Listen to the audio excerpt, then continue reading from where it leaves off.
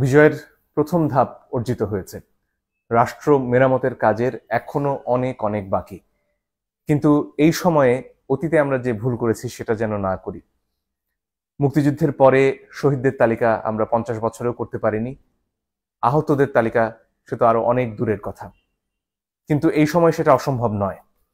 শহীদদের তালিকা করা শুরু হয়েছে, কিন্তু সেখানে ছাত্রদের ব্যাপারে যতটা বিস্তারিত এসেছে, তার পাশাপাশি সাধারণ মানুষ, একেবারে গরিব মানুষ যারা ছাত্রদের পাশে কাঁধে কাঁধ মিলিয়ে নেমে এসেছিলেন, তাদের কথা আমরা মনে রাখতে কতটুকু পেরেছি সে প্রশ্ন হয়তো আছে।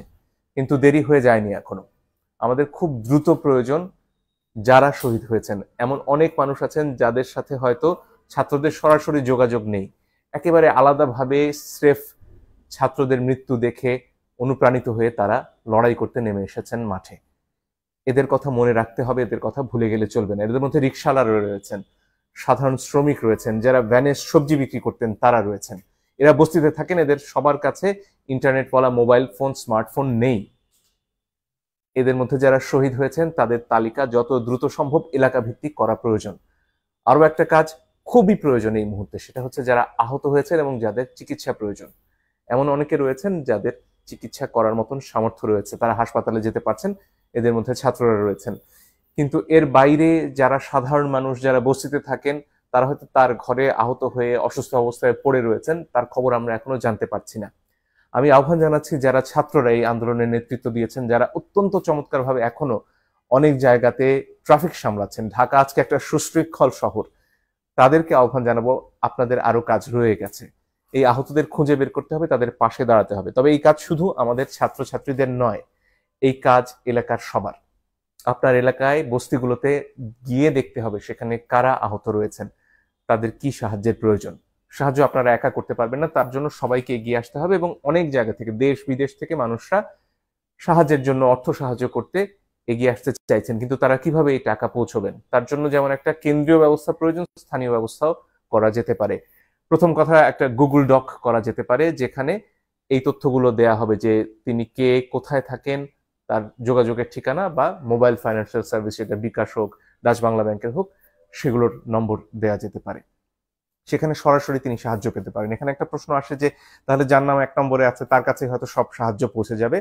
এটার জন্য, বেরিয়ে আসার জন্য হয়তো সেখানে ওই গুগল ডকে বলা যেতে পারে যে তিনি এখন পর্যন্ত কত টাকা সাহায্য পেয়েছেন। এই তথ্যটা যদি সেখানে সংযোগ করা যায়, এটা হয়তো খানিকটা এড়ানো যাবে। এছাড়া যারা ওয়েব ডেভেলপ করেন তাদের পক্ষে একটা ওয়েবসাইট তৈরি করা সম্ভব, যেখানে আসলে এই যে কার নাম আগে আসবে, কার নাম পরে আসবে, এটা নিয়ন্ত্রণ করা সম্ভব, যাতে সুষ্ঠুভাবে এই সাহায্যটা সবার কাছে পৌঁছানো সম্ভব হয়। এটা খুবই জরুরি একটা কাজ, কারণ এই মানুষগুলো এই মুহূর্তে আমাদের সাহায্য না পেলে হয়তো তাদেরকে প্রথম যে তালিকা, শহীদদের তালিকায় চলে যেতে হতে পারে। তাই তাদের পাশে এই মুহূর্তে দাঁড়ানো খুব প্রয়োজন, শহীদদের পরিবারের পাশে দাঁড়ানো খুব প্রয়োজন। আরো একটা কাজ সারা দেশ জুড়ে চলছে, সেটা হচ্ছে যেসব হামলা হচ্ছে, বিশেষত সংখ্যালঘুদের ওপর যে হামলা হচ্ছে, সেটা আমাদের যে কোনো মূল্যে ঠেকাতে হবে। ছাত্রছাত্রীরা এই হামলা করছে না, যারা এই যে জনগণ যারা এতদিন গুলি উপেক্ষা করে রাস্তায় নেমেছেন, তারা এই হামলা করতে পারেন না।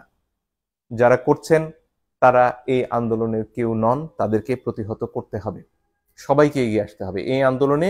যেমন একজন মুসলমান ছিলেন, তেমনি হিন্দুরাও ছিলেন, তেমনি বৌদ্ধরা ছিলেন, তেমনি সমতলের মানুষ ছিলেন, তেমনি পাহাড়ের মানুষ ছিলেন, আদিবাসীরা ছিলেন। সবাই মিলে নতুন বাংলাদেশ গড়তে হলে সবাইকে সুরক্ষা দেওয়ার চেষ্টা আজ থেকেই করতে হবে। ডক্টর মোহাম্মদ ইউনূস দায়িত্ব গ্রহণে সম্মতি জানিয়েছেন, সরকারের তরফ থেকেও কালকে রাতে সেটা জানানো হয়েছে। সমন্বয়কদের মধ্যে অন্যতম নাহিদও সে কথা জানিয়েছেন। কিন্তু এর বাইরে সরকার গঠন এখনো খানিকটা সময় নিচ্ছে, হয়তো 24 ঘন্টার মধ্যে হয়ে যাবে। এই অল্প সময়টুকু আমাদের শান্তি শৃঙ্খলা রক্ষা করার জন্য সর্বোচ্চ চেষ্টা করতে হবে।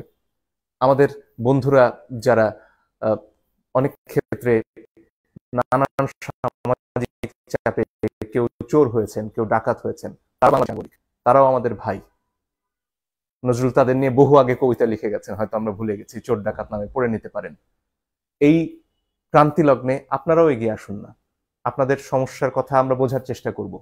আর যাতে এই সমাজে কাউকে ডাকাত না হতে হয়, চোর না হতে হয়, কাউকে যাতে বারাঙ্গনা পল্লীতে কষ্টের জীবন বেছে নিতে না হয়, সে চেষ্টা নিশ্চয়ই নতুন সমাজ করবে। আজকে যারা অনেক চাপে পড়ে আজকে চুরির পেশায় চলে গেছেন, কেউ পকেট মেরেছেন, হয়তো অনেক ক্ষেত্রে গণধোলাই খেতে হয়েছে আপনাদের, এই সমস্যাগুলো থেকে যাতে সবাইকে এক জায়গায় নিয়ে আসা যায় সে চেষ্টাও আমরা করতে চাই। আমার বিশ্বাস আমাদের তরুণরা সব পারবে, কারণ আমাদের সে বুদ্ধিই ছিল না, আমরা পৃথিবী দেখে বড় হইনি। আমাদের তরুণরা আজকে এমন এক সব পেশার কথা বলে যেগুলো আমরা বুড়োরা বুঝতেই পারি না। অনেকক্ষণ ধরে বুঝতে হয় বাবা তুমি কি কাজ করো, এবং তারা ঘরে বসে বৈদেশিক মুদ্রা আয় করে। ফলে এই তারুণ্য সব পারবে বলেই আমি বিশ্বাস করি, কিন্তু তাদের পাশে দাঁড়াতে হবে আমাদের সবাইকে। অনেক